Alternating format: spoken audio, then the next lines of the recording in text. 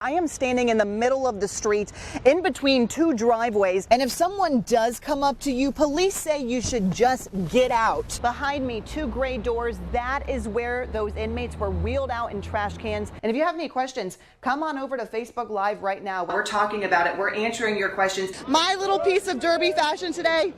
Tennis shoes. This property actually a perfect example of the damage we've been seeing down here in southern Hardin County.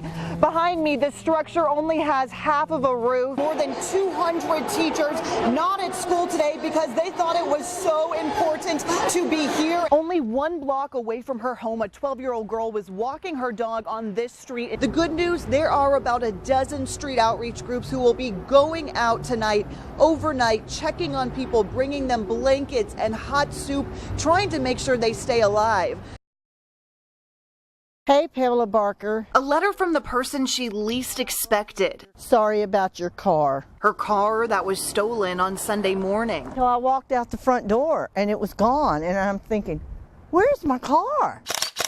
Pam posted pictures on social media. She also called police. Everybody who knows me was praying, please let her get her car back and let it be in good condition. She was hopeful someone would see it. I have peculiar markings on my car. She thought that would be the way this car would come home. I get this post back saying they saw my car out in Shepherdsville. But Wednesday after work, it was about 2:40. She had just finished a walk when she saw the stolen car. It was parked on her street. I just couldn't believe it. And inside, an apology note was in the car. A handwritten apology placed inside the car. Return to the scene of the crime. It's like, who does this, you know?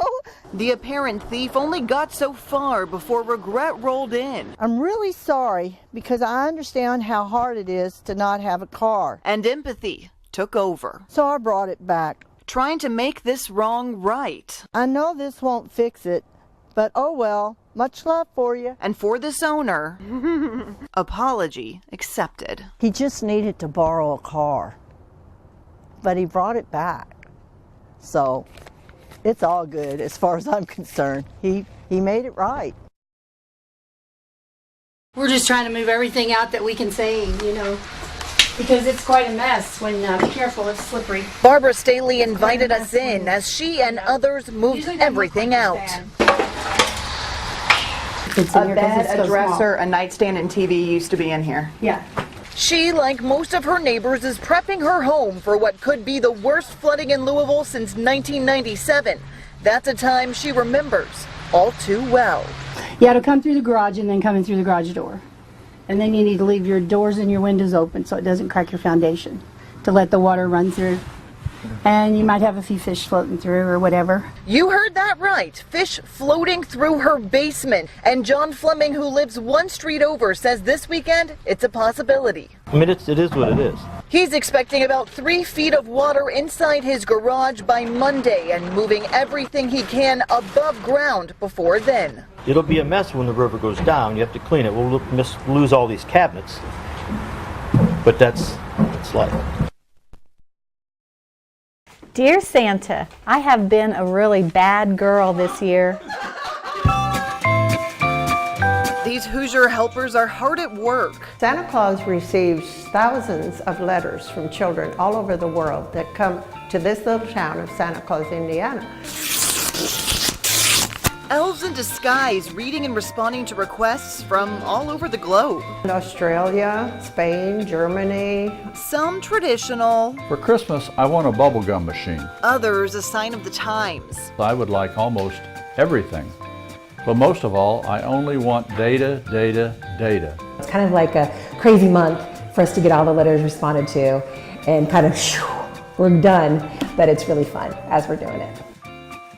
These Santa supporters lending the big man a hand while he's busy building toys. Mrs. Cook has been doing it since the 1940s. In that first letter, the children asked for underwear and socks and mittens and shoes, not for Xboxes or candy. But just like life, they see a little bit of everything, and the words stick with them long after the letter is sealed. Oh, just seeing some of the letters that kids write and Some of them are very sad. My mommy and daddy are losing our house right after Christmas.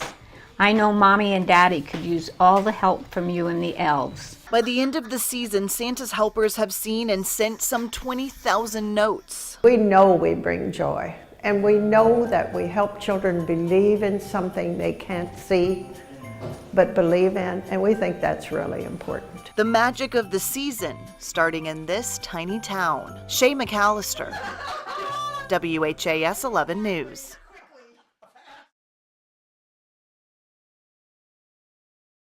Julie, did you say you had some hot hands in your car? Yep. Outside, it's only 17 degrees, but inside the Fed with Faith kitchen, hot soup, warm socks, Oh, here's a scarf. and packed sandwiches, ready to be loaded into vehicles and delivered to those spending the night on Louisville's streets. Tonight we're going out on cold serves. Anytime it goes below 20 degrees, we go out and take care of the folks that we know about and also look for people that are in trouble. Ken Hall has volunteered with Fed with Faith for the last 2.5 years. He has relationships with many of the people he will serve tonight and knows they won't go into the shelters, even in the coldest conditions. Yeah, these people are people, even if they've got issues, and they still deserve some dignity and respect. His first stop up a steep hill. It's a man he's served for years. I appreciate it. Mr. Sterno. Yeah, I appreciate you coming out in the cold mix. I know I went out earlier. Well, it's still a little bit warm out. Yeah. Yeah, it's going to get a little warmer, but it's supposed to still get down to about 10 tonight. Yeah, no, I think he said it was like 2 below last night or something like that. Yeah, it was cold. Yeah, it's freezing, man. So anyway, you need anything else? I brought you some socks. Thought you might could use a. Make sure I don't hand you my glove. Yeah, I appreciate it. All right. All right, God bless you guys. All right, take care. Good night. Stay warm. Hall says everyone sleeping outside has their own reason why, ranging from anxiety to substance abuse. He's very secluded there, and that's sort of how he prefers it. The volunteers offer to take them to a shelter and then give them what they need to survive the night. It seems like we rarely have excess. It's kind of like whatever comes in today goes out today, and that's sort of our cycle. Once they've served the ones they know where to find, There's your soup, sandwich. they start looking for others.